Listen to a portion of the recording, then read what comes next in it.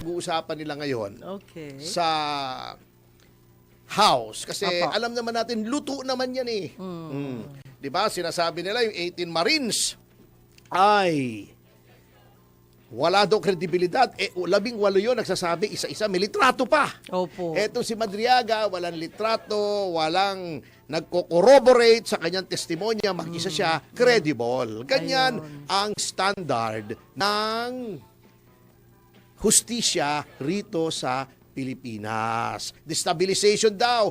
Pangungunahan ka pa ng Blue Ribbon Committee Chairman. Hindi ba dapat ang Blue Ribbon Committee ay dapat, di ba, pinangako ni Panfilo Lacson na we will go where the evidence leads us. Oh. Ano nangyari? Walay. Basta hindi niya gustong marinig anything that he does not want to hear, hearsay. Ayun. Oo, kahit hindi na hearsay, kahit testimonial evidence na, kahit eyewitness na, hearsay, destabilization. At pag tinanong mo yung witness, siya sasagot. Anong klaseng Blue Ribbon Chairman yon? Ngunit, hindi naman po malilin lang ang taong bayan. Kitang-kita na natin yan. Kita mo, may nagsumbong na may corruption. Sinong inimbestigahan? Yun bang isinumbong? Hindi, yung nagsumbong. Yung witnesses. Yung NBI daw, iimbestigahan yung background ng 18. Anong background? Dating Marine. Kilala nga ni General Esperon. Opo. May dating Marines, 16, 2 isundalo. Ngayon itinatanggi. Hindi, sundalo. Tama naman yung sinabi, hindi Marines. Kasi Opo. ang Marines ay hindi naman Sundalo. Army. Iba yun Iba ang yun. soldier ay yung infantry yan. Sailor ay Navy. Opo. Airman, piloto. Yung Ang pala. Marines, ibang branch yan. Ibang branch. Pero usually ang Marines, kaya nga Marine, nakasakayan sa barko. Yan ang unang bagsak, yan ang unang bumababa, Marines. Oo.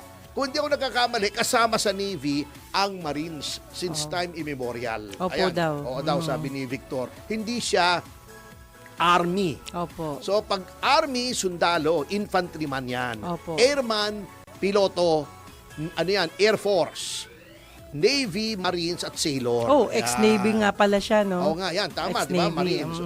So, notwithstanding na may mga batas, may witness protection, Opo. yan Yung si Bernardo, na siya lang ang nagsasabi, wala siyang resibo, kumbaga. Wala siyang litrato, wala siyang dokumento, nothing. Credible yon, pinakulong nila si Bong Revilla. Grabe, Etong no? 18, may litrato, nakitang-kita nyo, may tail number pa. Opo. Yung chopper. Same chopper na ginagamit-gamit ni Ping Lacson. Pero yun hindi credible kasi wala sa kanilang istorya. Ayun. Nakakabasag ng trip kumbaga na walang kasalanan si Romualdez at si Marcos Jr. Basta doon na napunta, labo-labo na yan, sama-sama na yan, bablock na nila. Pati Ayun na. ombudsman, ewan ko kung anong aksyon ang ginagawa ng ombudsman, Ngayon, delikado po yan, sinasabi ko sa inyo. Alam nyo kung bakit? Dahil kung tingin ng mga taong bayan ay wala na silang mapagsusumbungan, ay delikado yan. Ay yung kasing Blue Ribbon, yung inquiries in aid of legislation, Opo. bagamat hindi naman piskal yan, hindi naman huwes yan, diyan nakikita kung saan may mali at paano itatama by means of enacting new legislation or amending existing legislation. Yung ombudsman pwedeng magsumbong dyan kahit sino. Anonymous nga eh. Okay. Kaya nga nagtataka ako, checkin pa daw yung credibility.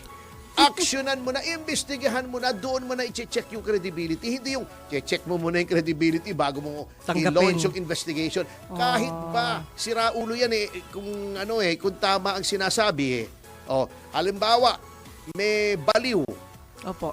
Ang sinasabi, ang H2O ay tubig. Hindi mo paniniwalaan dahil baliw. Tingnan mo muna kung tama yung sinasabi. Tama yung sinabi. Genius. Halimbawa, si Pangulong Marcos, sinasabi niya, ang CO2 ay carbon dioxide.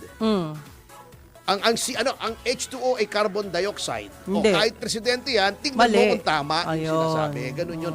Ang tawag doon, sa argumentation ay genetic fallacy. Tinitnan mo kung sinong pinanggagalingan, hindi mo tinitignan yung impormasyon kung tama o mali. Ayun. Ngayon, dahil below sea level ang kredibilidad ng ating Pangulo, pag sinabi ng Pangulo, ngayong araw na ito ay Lunes, baka hindi mo pa paliwalaan, tingnan mo muna yung kalendaryo mo. Kasi Check mo muna. Oo, kasi wala nang naniniwala sa Ayun. kanya. Sabihin niya, ngayon ay Lunes, bukas ay Martes. Ay, teka muna. Baka nagsisinungaling to. Sinungaling to eh. Tama naman. Ayan. Di ba? Tama nga, tama. Kahit sinungaling siya, tingnan mo yung impormasyon kung tama o hindi. Kasi sabi nga nila, even a broken clock is right twice a day. Di ba? Kahit yung sirang relo. Ay, tama. 2 beses Dalawang isang beses, araw, tama yun. Halimbawa, tumigil yun ng 10:15. Di 10:15 in the morning, tama yun. Opo. 10:15 in the evening, tama yun. Tama Pero yun. sira yun. Sira. Yun ang sinasabi ko.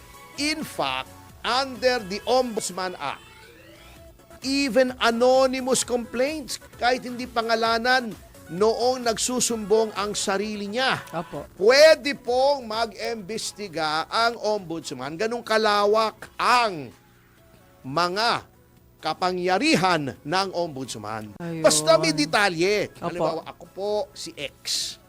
Yan pong si Victor. Halimbawa, sabihin natin si Victor ay mayor. Yan pong si Victor na mayor ng ganitong bayan. Opo. Ang dami pong bahay niyan, sobra-sobra sa kanyang sweldo.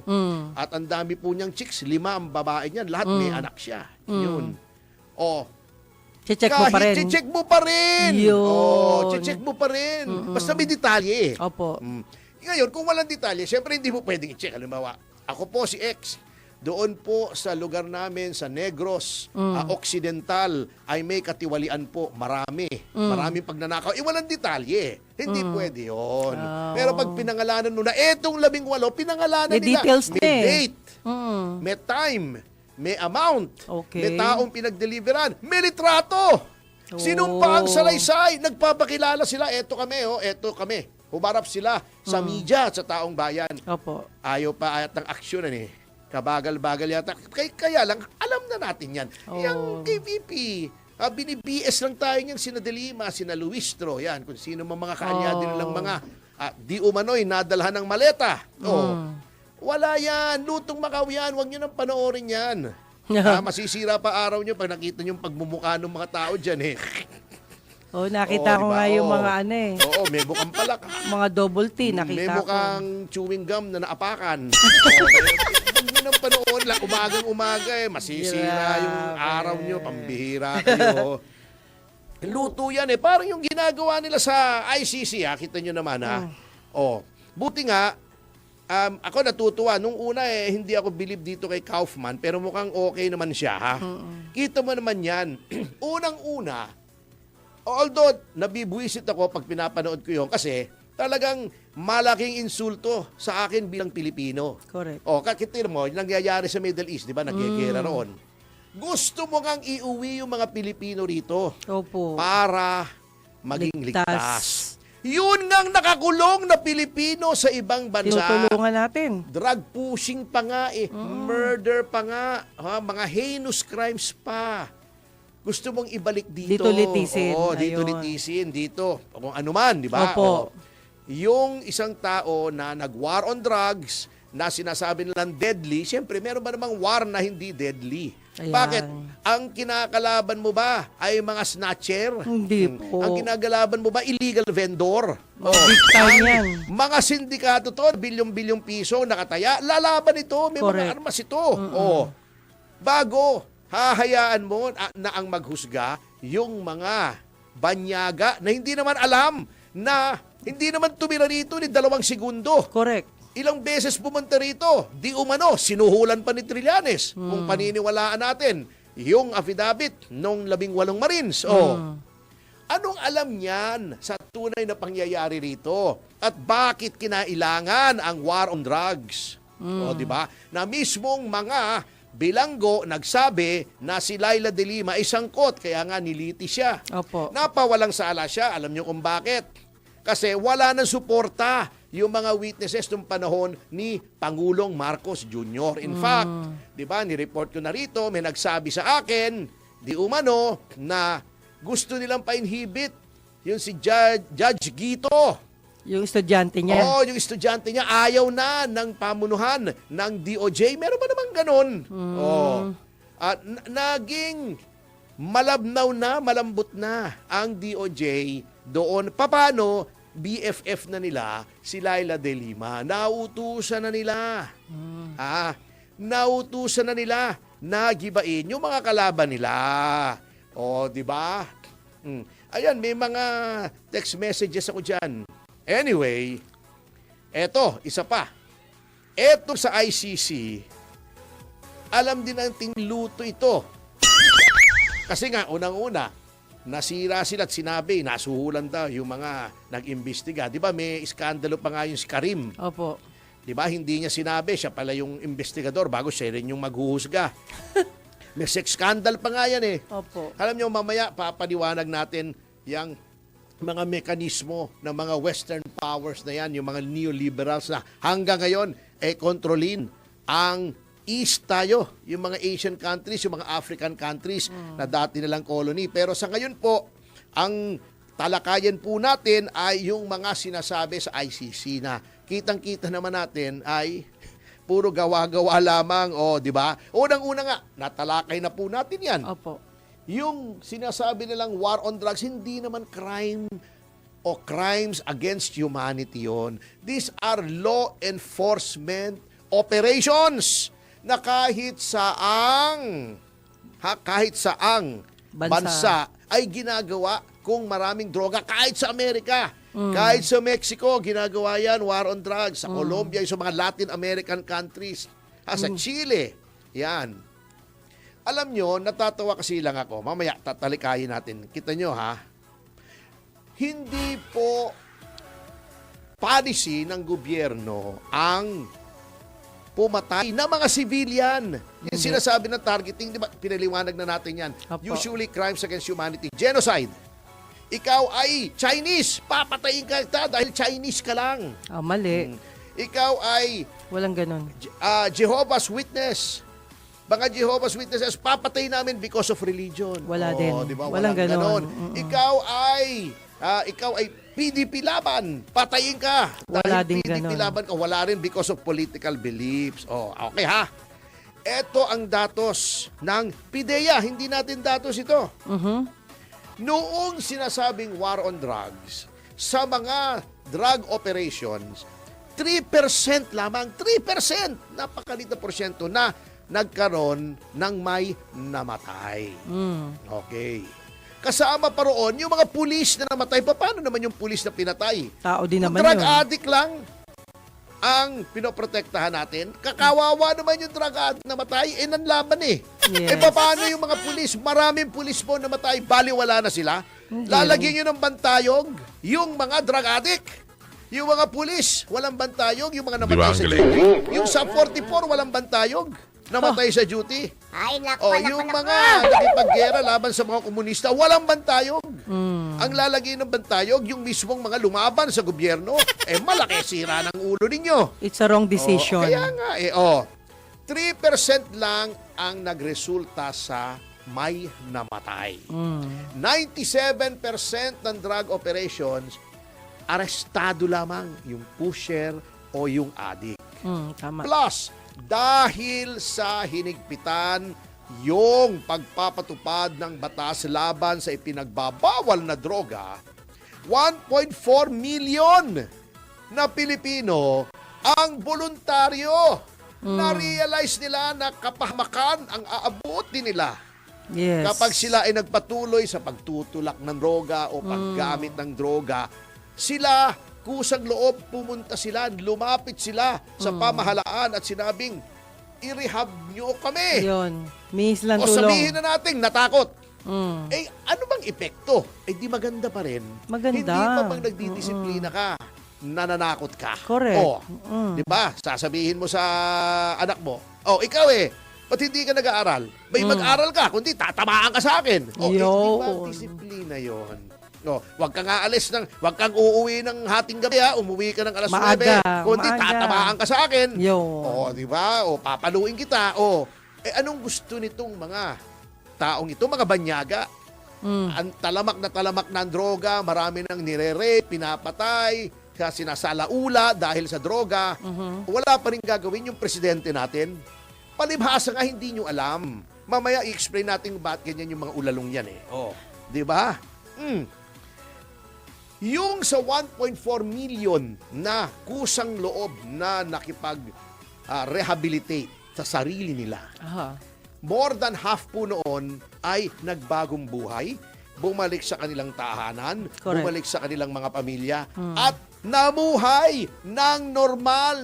Bumalik sa paaralan, nagkaroon ng trabaho, naging kapaki-pakinabang na miyembro ng lipunan. Witness ako Umayos. dyan, attorney. Oo. Kay General Eleazar. Oh. Nung panahon Si na General yun. Eleazar, drug Hindi. addict. Nag-witness ako dyan sa akala grupo ko si General niya. Eleazar eh. Sila po yung nagparehab. Okay. Sila yung tumulong para mawala yung mga addict. So, nagbago sila. Ayun, tama. Binigyan sila ng certificate na okay na silang magbago. Hindi sila lumaban. Nag-rehab sila. Siyempre, pag bumaril ka sa pulis, ano gusto mong gawin ng pulis? Magtakbuhan. Anong kasong pulis yun? Kaya Siyempre, nga. bubunot ng baril yun, makipagbarilan. Tama. Siyempre, anong training ng addict sa training ng pulis? Lalo na kung, di ba, may training yung pulis eh. Correct. O may academy yan. Meron Opo. niyang training sa firearms, sa hand-to-hand combat. Siyempre, sa martial arts, trained yung pulis yan. Alam nila yung Siyempre, gagawin. madadaig ka ng pulis kung barilan at patas din lang. Opo. Siyempre, daig ka ng pulis. Tatamaan ka talaga. Opo. Yan eh. Ala. Magaganda ang mga baril niyan, lalo na ngayon, nung minodernize ng panahon ni Pangulong Duterte. Kita mo ha, noong kasagsagan ng war on drugs, 60% ng mga barangay, drug-free. Yes. At may datos yan, hindi yung drug-free ni Auntie Claire na noong tinanong, ano-ano po yung mga barangay, hindi siya makapagsabi. Bago nung inipit na siya ni Eden, binigyan niya si Eden ng mga blankong papel para kunyari makapal. Walang hindi naman totoo. Ang totoong makapal yung mukha niya ni Claire. Anyway, at datos din po yan, nagkaroon ng 73% na pagbagsak ng krimen sa bansa. Bakit? Kasi yang mga drug po siya predicate crime yan. Opo. Kag ikaw ay nalulon sa droga, anong gagawin mo? Inuubos mo na yung pera mo sa droga. Magnanakaw ka. Magnanakaw ka. Papatay ka. Mag-hold up ka. Yung Oo, ganun di ba? eh. Opo. Magkikidnap for ransom ka. Magkakarnap ka. Opo. Di ba? Lahat ng masama. Tumataas ang Krimen. krimen.